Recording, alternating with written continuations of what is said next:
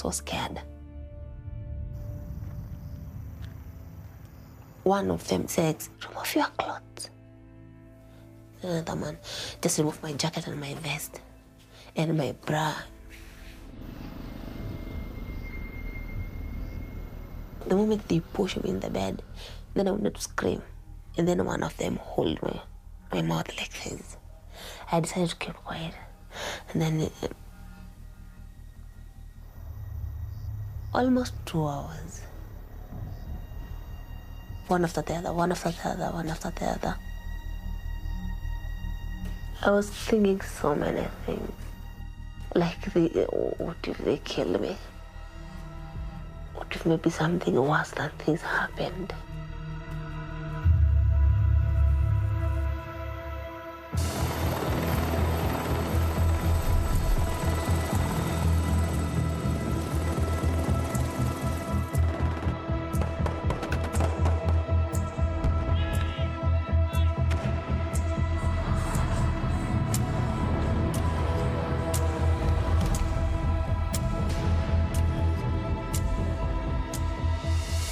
People we speak to will always tell us, it's bigger than you think, it's worse than you think.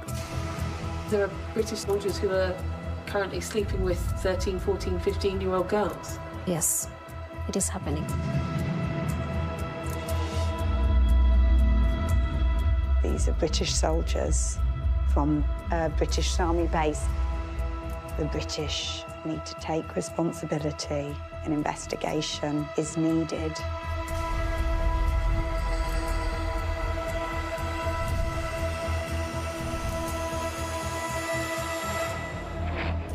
Agnes Wanjiru Wanjiku disappeared from a hotel in the Kenyan town of Nanyuki. Witnesses said they saw Agnes Wanjiru leaving a hotel with a British soldier. The UK Minister for Armed Forces denied knowledge of cover-up attempts by senior military officers. He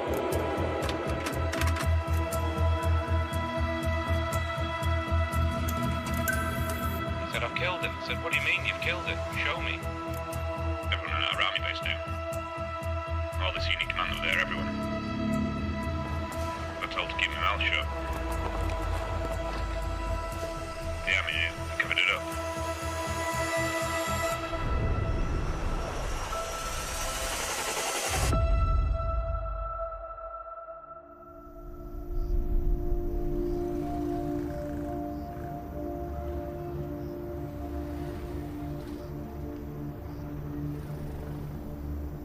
A 3.5-hour drive north of Nairobi, right on the equator, sits the Kenyan town of Nanyuki.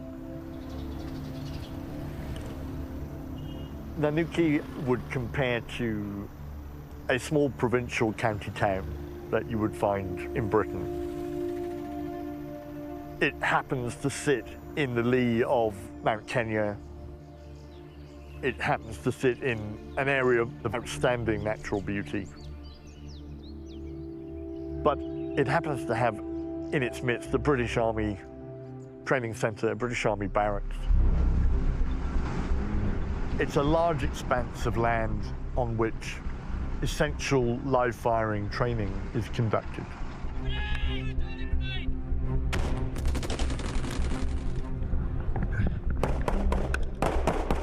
Live firing is critical to training soldiers to a level that they can deploy to Iraq, Afghanistan, or wherever they may deploy to.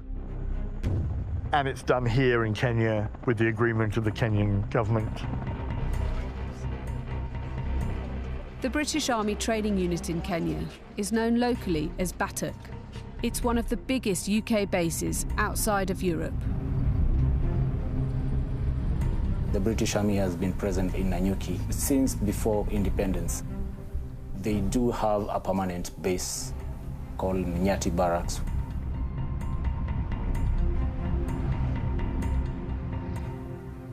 There are two groups of soldiers at the base. On one hand, we have senior officers that have been permanently based there for 3-4 years. Then we have the soldiers that come in for training. Some as young as 17, 18. On the weekdays, they're not allowed to go out clubbing.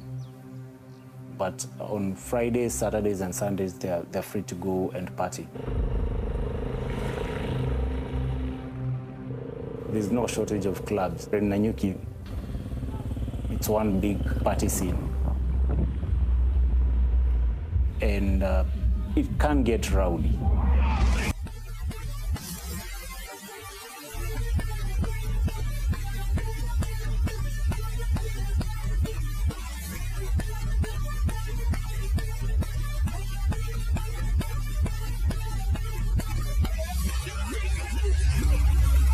Here in Nanyuki, British guys, they like to party.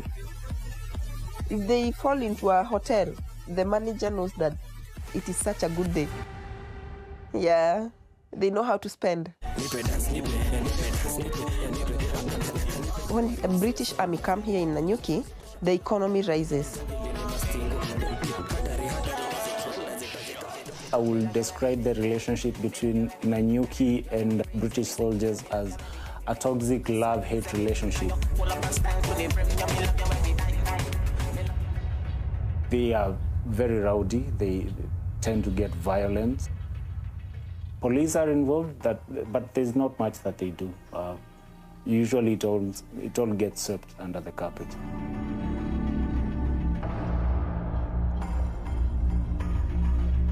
Also, Nanyuki has come to be associated very much with prostitution. And this is directly because of the British soldiers being there. They're the biggest customers of transactional sex. But we've also heard stories of physical and sexual abuse by British soldiers. It's not even a secret anymore.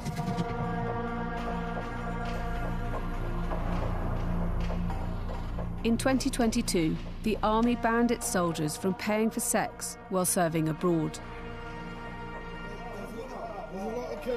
But filmed undercover, Batuk soldiers told a different story.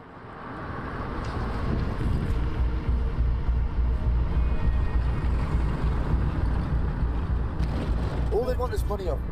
Yo, there's some going to be rich white man. Yeah, tell me. That's all they'll call us. The 18 and 23-year-old lads, no bills, most of the pays their phone and car, and they'll have loads of money. You're going to spend it on you. So they spend it on the women? Yes. How much is it for sex? £10 for sex.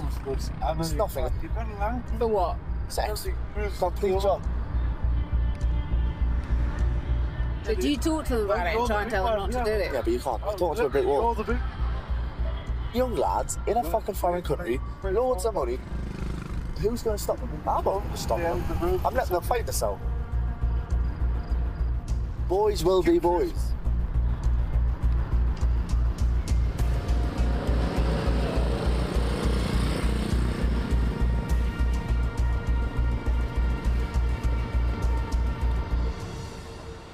My first time as a sex worker was with a British soldier here at Nanyuki.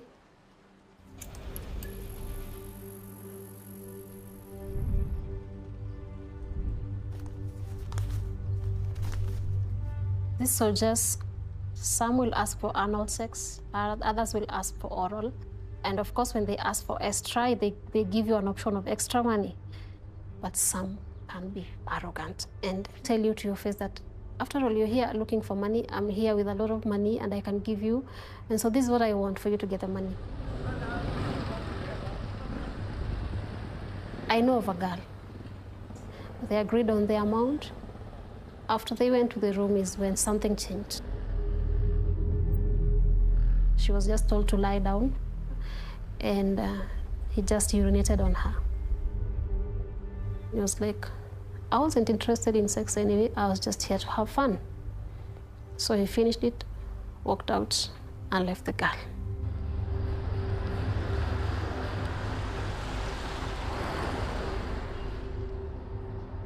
Age of sex work depends on an individual. Mine, I was around 17, just after high school, but I found others come very young.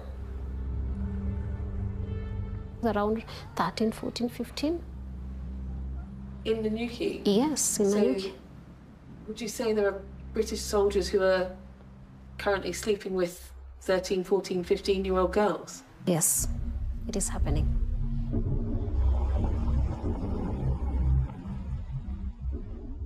Ni hawa Batuk. Sasa wakanianza kuniambia wewe uko mrembo sijui nini. Sasa wakaanza kuniongelesha sijui nini ile mambo yao. Sasa wakaniambia tunaweza enda mahali.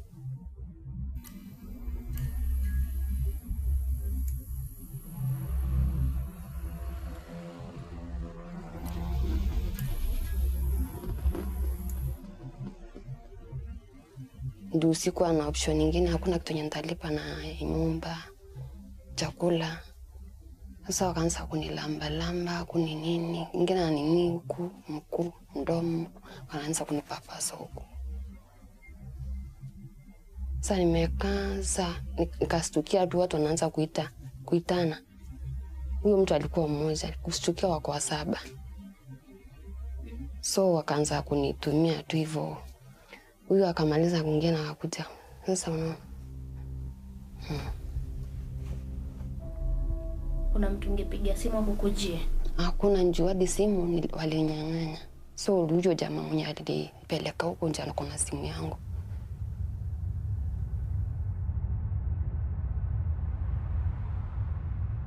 Nilishare na rafiki yangu fulani. Sasa akaniambia, akanipea idea, akaniambia ni nani? Kamwambia Batuk. Yao. Akaniambia we hakuna penye unaweza enda. Sasa nikasema aje sasa. Kwani hawezi shikwa ama ni aje? Sasa wakaniambia so naona wako na pesa. Sasa na wewe utaenda kusaidika aje? In 2006, the British Army investigated more than 2,000 cases of alleged rape and sexual abuse by serving soldiers in Kenya. Not a single soldier was prosecuted. The MOD said it was due to a lack of corroborative evidence. The moment British soldiers do whatever they do in town, beat up a woman, rape a woman, at the end of the night, these soldiers are going to go back to Nyati barracks. That makes it harder for Kenyan police to investigate. Of course, the authorities in the UK know what's happening and what has been happening. We've had a case that has been going on for the last 12 years, a case that has almost derailed the UK-Kenya military pact. The cover-up begins from the hotel and goes all the way up to the highest point of the British military. He said, I've killed him. What do you mean you've killed her? Show me. Just said, I'll never forgive you for this. Never.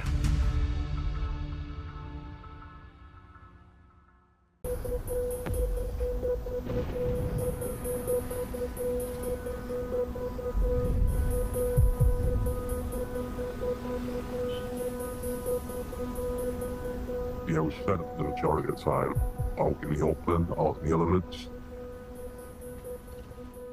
Like we slept in a dry riverbed for probably a week and a bit. Tensions are high, wasn't easy by any means. British soldiers are not allowed to talk to the media. This man, Soldier Z, has now left the army. He spoke about what happened in Kenya on condition we disguise his identity. The night in question, we arrived at the hotel, it's quite a few of us. We all arrived at pretty much at the same time. We booked about 7 rooms, and we just wanted a passport off someone for each of the rooms. The place was packed. There were around 100 guys, Batuk guys. They wanted to party all night because I think the following morning or the day after, they were supposed to go back to Britain. I saw 2 lorries come in with the British boys. Then one of them asked me, where are the ladies? I said, can you give me a minute? I called some friends because I'm a DJ, I make so many friends with ladies.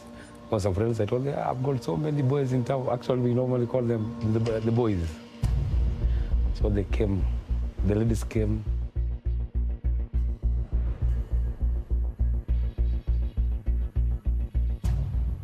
When I left to Lions Court, that is when I met with Susan.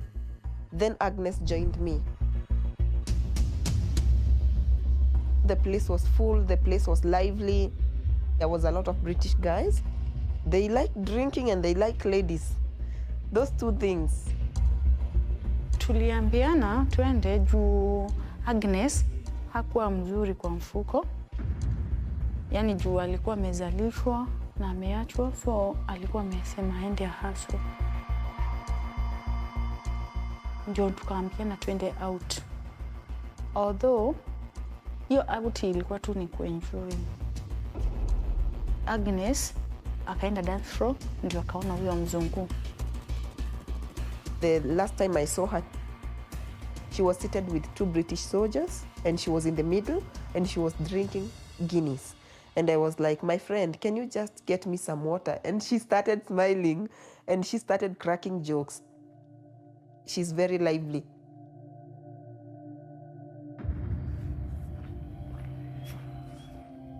Mi venye niliona Agnes ameenda kwa room around saa 8, saa 9, saa 10 inaelekea. So sikukaa huko tena. Mi nika decide tu nienda nyumbani. I'm on the bar, I was still very busy. It's about 5, 6 of us all just walked back to the rooms. We stayed till the morning, woke up in the morning, packed our bags, got a taxi, went back to camp.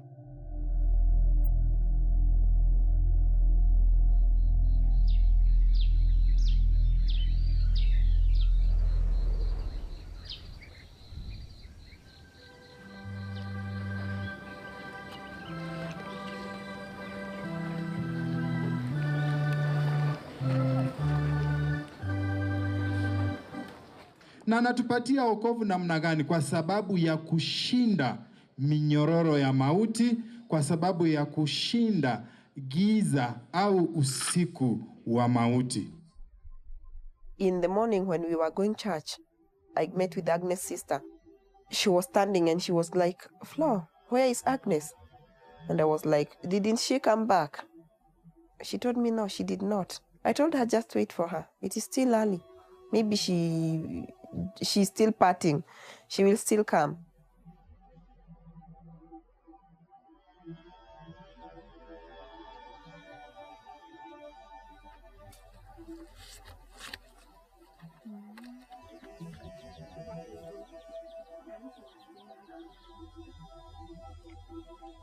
Agnes alikuwa sister yangu ule mdogo. Tumeachana na miaka mingi. Na mimi ndio mama yake kumlea. Alikuwa mtu wa kufurahi, alikuwa anapenda watu wao na watu wa nje.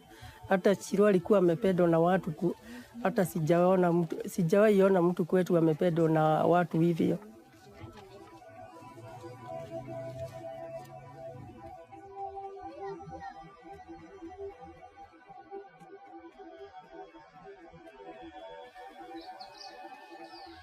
On Monday, we went to Lions Court because that is where we left Agnes. Our minds were still, maybe she went to a room with a mzungu and she's still maybe in the cottages. So we should go and look for her. They told us she was not there. Tukakaa Tuesday, tukamtafuta, hata tukaenda huko Lions Court nikiwa na mtoto, tukaambiwa hakuna mtu kama huyo. Hapa vyenye alikuwa anapenda mtoto wake, anaweza jificha akiwa amependa huyo mtoto? Hapana. Sasa hiyo wiki imeisha hivyo, hii ingine hivyo, mwezi imeisha na ingine. Sasa vyenye huyo msichana alikuja akasema walikuwa na yeye na hapatikani, ndio sasa nilikuwa nao, nilianza kuona gai.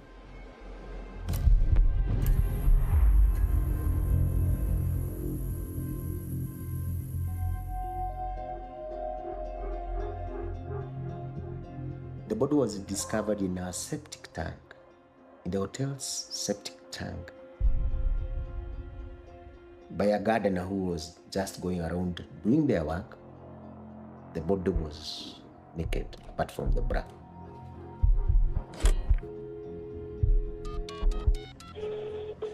I called the police and they came. When she was removed, some of the tips of the fingers were broken and they were left in the septic tank. It was not a good scene. We had to go to the mortuary so that we can confirm it is Agnes. And the only thing that made me know that it is Agnes, it is the hairstyle. She was a good friend. She was my neighbor. She was like a sister to me. That hit me. That hit me. Yeah. She had a baby, and they just ended up killing her. Alikuwa amedungwa kisu hapa. Sijui ni pande hii ama ni pande hii, lakini alikuwa amedungwa.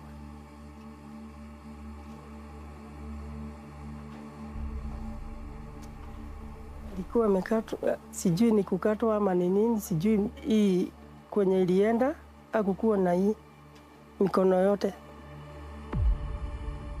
For 2 months, her body was in a septic tank, a hotel septic tank. So the guy who murdered Agnes, it really shows that he's very inhumane. Because why would you dispose someone's body in a septic tank? Because you want it to decompose and maybe no one will charge you because no one is to be blamed.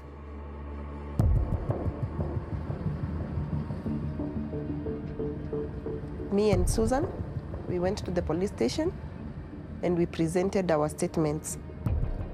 Na huyo mzungu mmoja walienda room na mzungu. After that hatukuonana tena mpaka leo.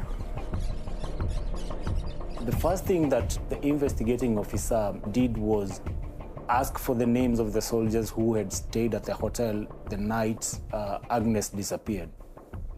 There was a list of soldiers that were wanted for questioning. The police believed that they could give more insight as to what had transpired. The police, they did go to Nyati Barracks, where they requested to interview these soldiers. But the response they got was that the soldiers have already left the country. They were done with their training and they've flown back to the UK.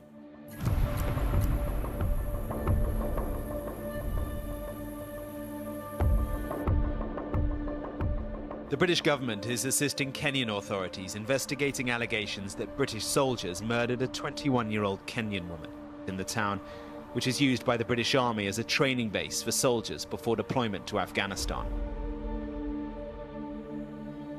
It was a while after I got back from Kenya. It came on Sky News that a body had been found in Lane's Court. I think it was in a cookhouse when it first came off. I remember everyone watching it. First instance of the rumour started, like, who did it? Like, we lived together 24/7. He's always in with the lads who'd been on tour with us.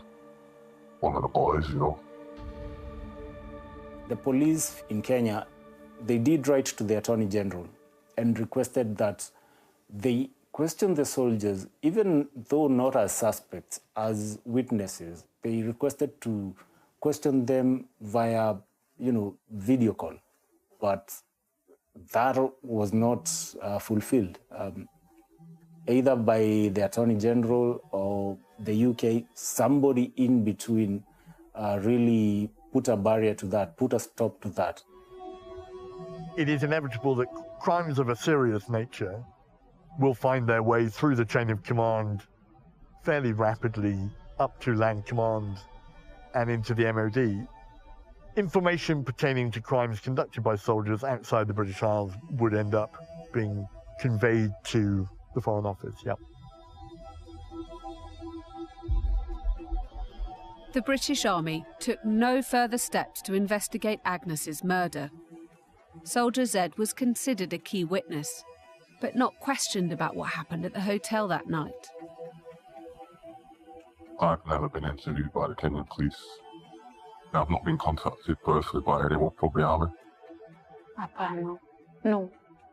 Juu hatujai meet another British Army wakituhoji. Tangu Agnes afariki, kuna mtu yoyote ya serikali ya wazungu ya Uingereza wamekuongelesha ama wamekupatia habari yoyote kuna kuhusu kifo ya Agnes? Kuna mtu hata mmoja amewahi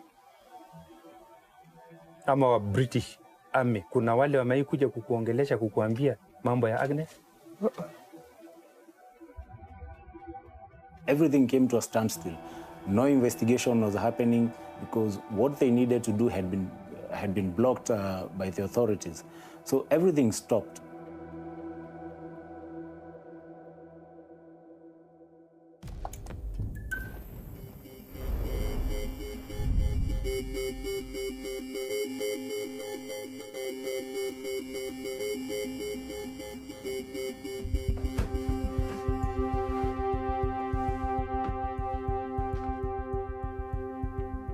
I was in Kenya looking at another story, but something about the Agnes story kind of just twigged in my mind.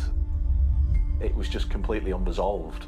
I said, we need to look at this. There's obviously huge implications there for the British Army. We got in touch with one of the police officers who was on the original investigation, who basically thought that the British soldiers who were suspects had got away with murder.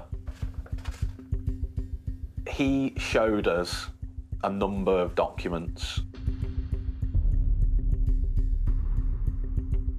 We saw the hotel logs for the night of the murder,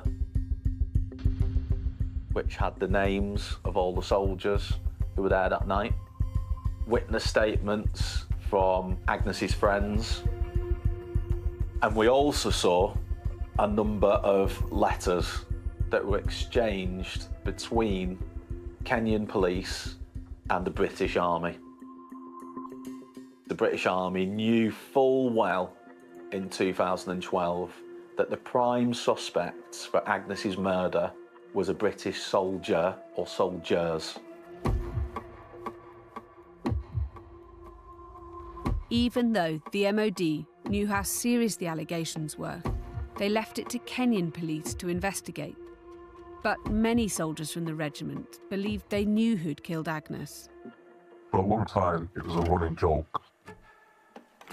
We'd be going away on, like, for the weekend and we'd get our usual stand-down brief and, you know, even like Sergeant Majors was like, okay, no strangling people this weekend.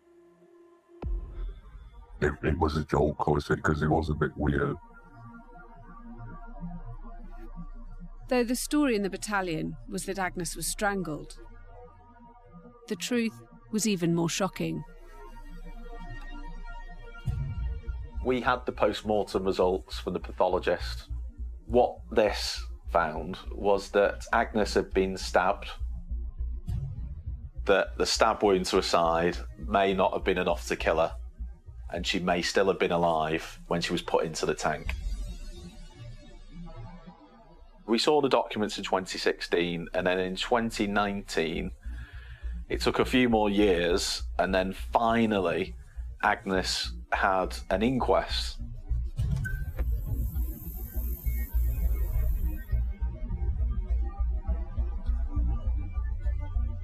And at this inquest, the Kenyan judge heard all the evidence, and she determined that on the balance of probabilities, that Agnes had indeed been murdered, that her murder was likely to have been carried out by a British soldier or soldiers.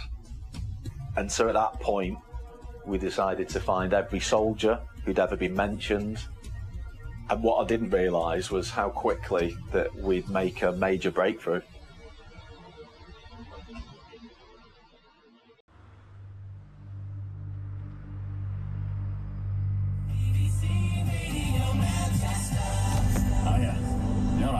Telephone number if you want to talk to Manchester today, 0161 228 2255.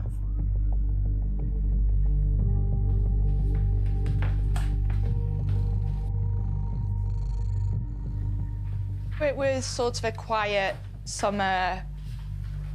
It's often a time when, as a journalist, you're sort of looking around things to do.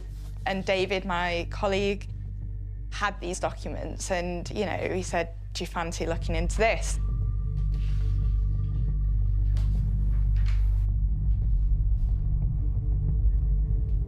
So the original 2012 investigation, the sense that we got was it wasn't something that anyone in power in either Kenya or the UK wanted to progress. Basically, it was a lot easier for everyone if this just quietly went away.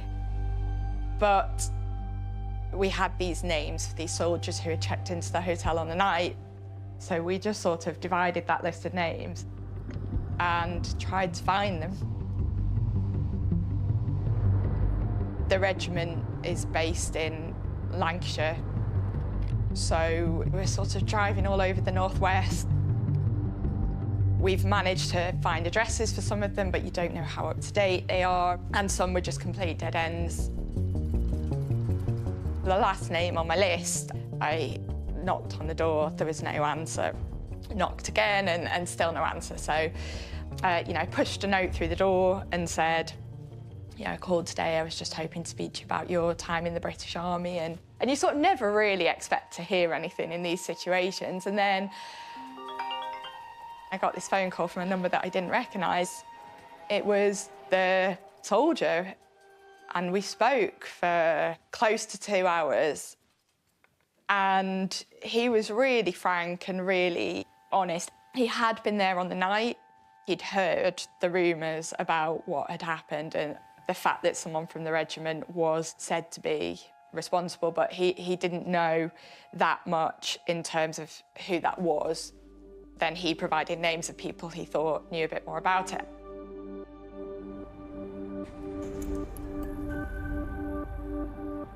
So I went off to Kenya to investigate in Nanyuki. We had no direct evidence pinning a soldier to Agnes's murder. It was all still circumstantial. These regiments, there is a code of silence. Soldiers will protect each other because, you know, and let's face it, they're going to risk their lives in foreign countries. You know, a lot of them at the time had been to Afghanistan, you know, where they might have seen friends killed. There was nothing more important than your brother beside you. You were trained to think that. So if there was anything that happened that was untoward or broke the rules or whatever, there was a code of silence. And also there was the question of, obviously, you know, British soldiers were suspected. It doesn't mean they did it.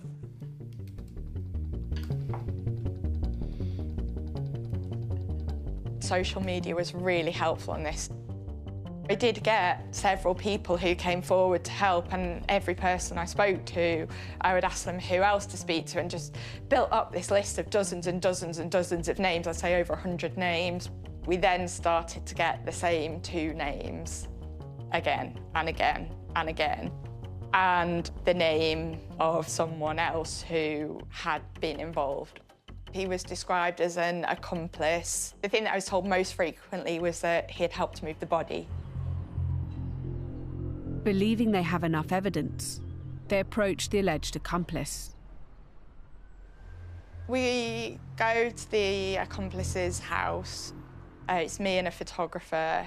And then basically I knocked it and he came to the door.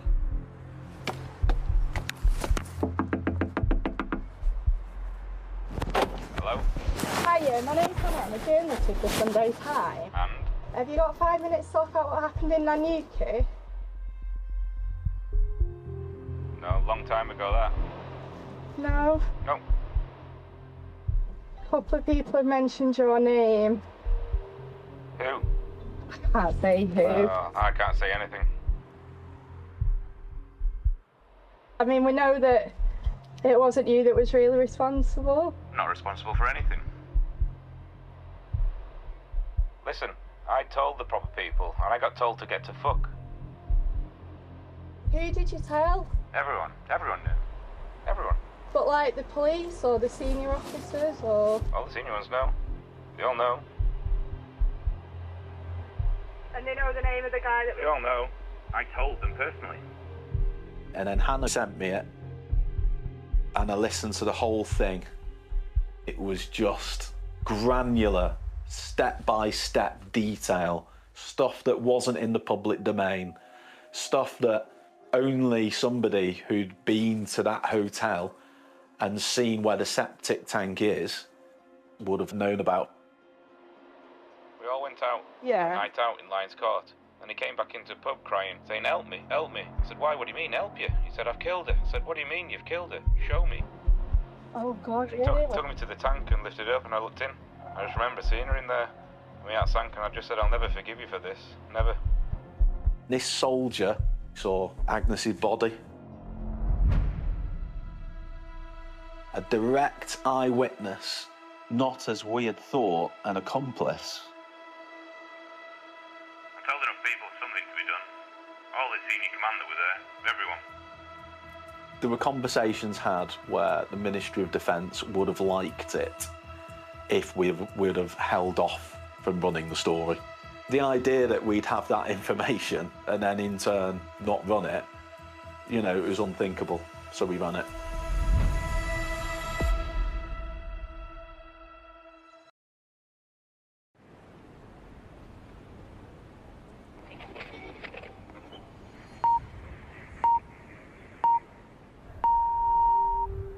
It's been described as an open secret, even a joke within the Duke of Lancaster Regiment.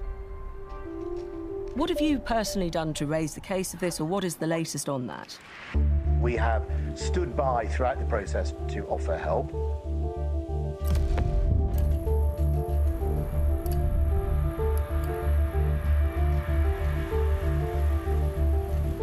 But does the MOD have the name of the soldier who allegedly killed her? Well, it would be inappropriate to ask about ongoing police investigations. But is it ongoing? I suppose I'm trying to understand, is this man still serving? It is a Kenyan lead, this investigation, the Kenyan police. There is no evidence that I have found that there was a cover-up by commanding officers at the time. After we published, a lot of the reaction was, well, why aren't you naming him? Why are you keeping his identity a secret? Then I had a message saying you might want to see these. And it was screenshots of these Facebook messages. And the post was, if you know, you know.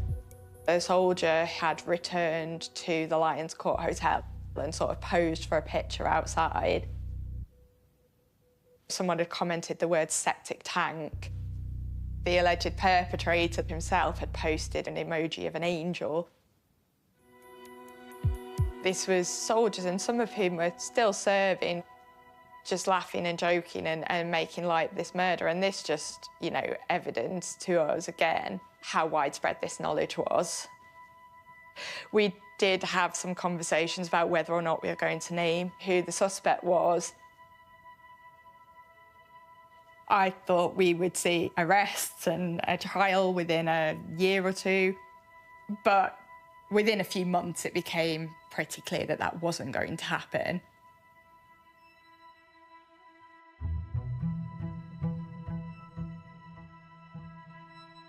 There was a prime suspect of my aunt's murder. It was a huge breakthrough for us as a family. He's walking free and nothing is being done. He's being protected by the government. That's when we got a lawyer who has been helping us to pursue justice.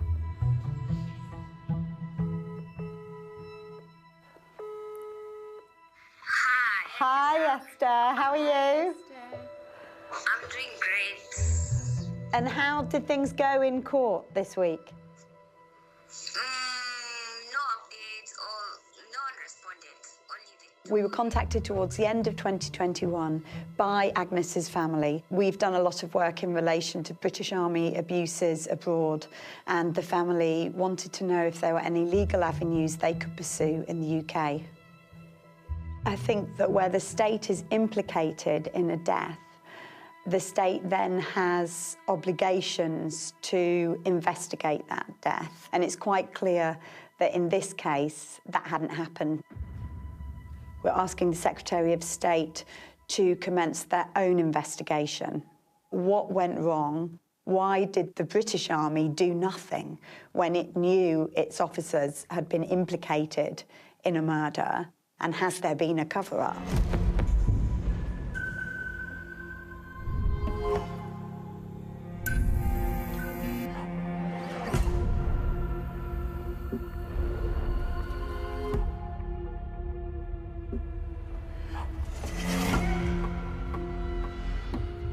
A number of police officers traveled to the UK to question some soldiers.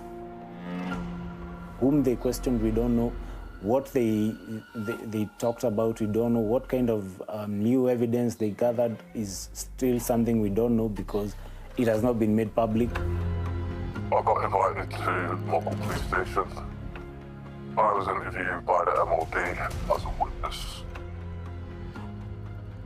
He told me that the Kenyan detectives were sat next door and they just asked me questions about that night in Kenya.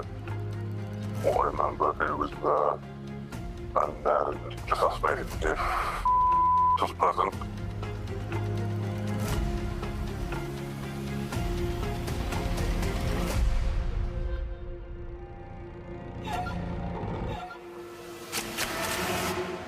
He came back into the pub crying, saying, help me. I said, why, what do you mean, help you? He said, I've killed her. I said, what do you mean, you've killed her? Show me. Oh, God, He took me to the tank and lifted her up and I looked in. I just remember seeing her in there. My heart sank and I just said, I'll never forgive you for this. Never.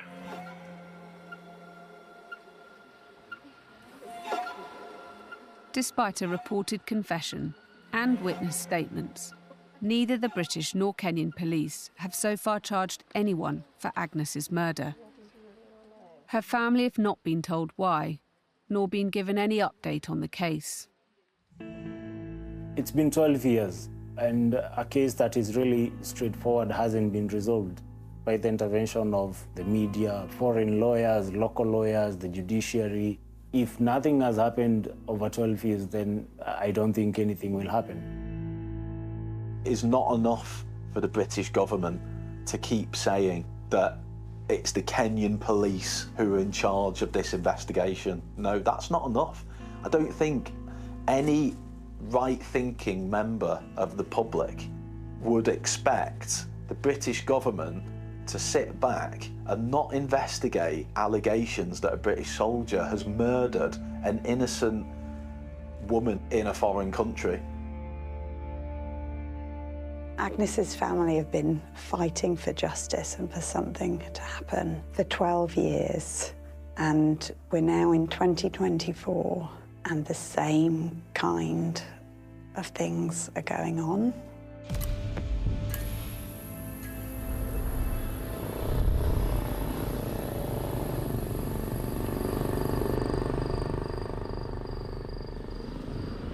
I was so scared.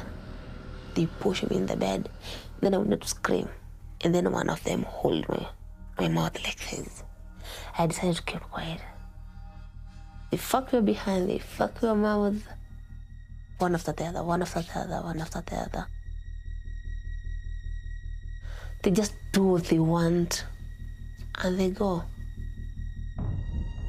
The next 2 days, I couldn't even urinate. My mouth was so painful. I was thinking so many things. Like, oh, did they kill me? I saw a woman who was in fear in this video. I saw a woman who wanted to get out of that room alive. And this is the thing that made me to run in tears, because our life is never secured. I'm not assured to be alive as a sex worker. And this should stop. We need to be protected. We need to make sure that these soldiers are taken to court. And when they violate a woman, a human being. It does not matter whatever their career is, whether they are a sex worker or not. This is a Kenyan who has been violated. They should be brought to justice. The soldiers hear about Nanyuki before they get there. The phrase that goes around is, what goes on in Nanyuki stays in Nanyuki. And from what we saw, the British Army, certainly the senior leadership, just turn a blind eye. Something needs to be done because these are British soldiers on a British base. The British need to take responsibility, and I think an investigation is needed to ensure this kind of violence stops.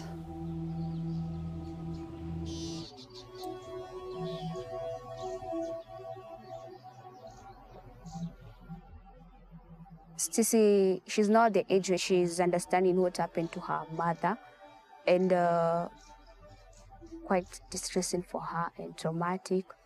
And so all what she says is she wants justice for her mother, and the question that she always asks is, why is the prime suspect still free while she's suffering?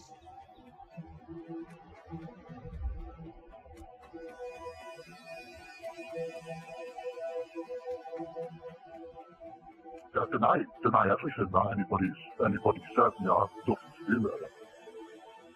You know, the rumor was started about me by some lads.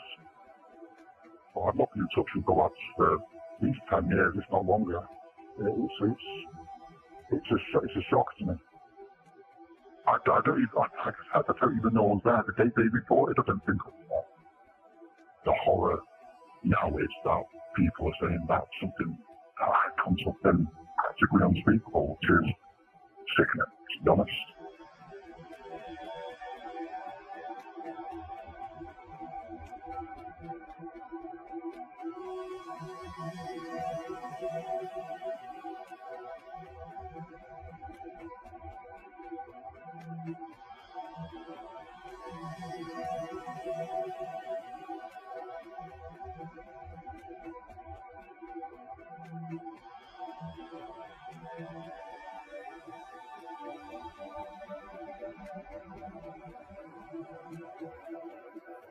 There was always talk about mistreatment of women and abuse of women by British soldiers, but the Agnes Wanjiru case really, highlighted how bad the situation was. The people we speak to will always tell us, oh, you think she's the only one? You think that's the only case? It's bigger than you think. It's worse than you think.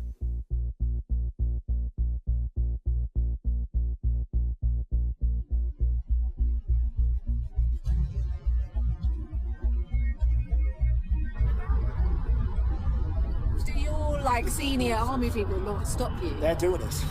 They're the worst. They're the worst ones. The seniors, the sergeants, warrant officers, all the same, colour sergeants, they will all cheat on their wives and fuck up you because it's a break. I thought you weren't allowed to have no, we are dealings with the ladies. So we are, but we're not. It's really. Take Amsterdam.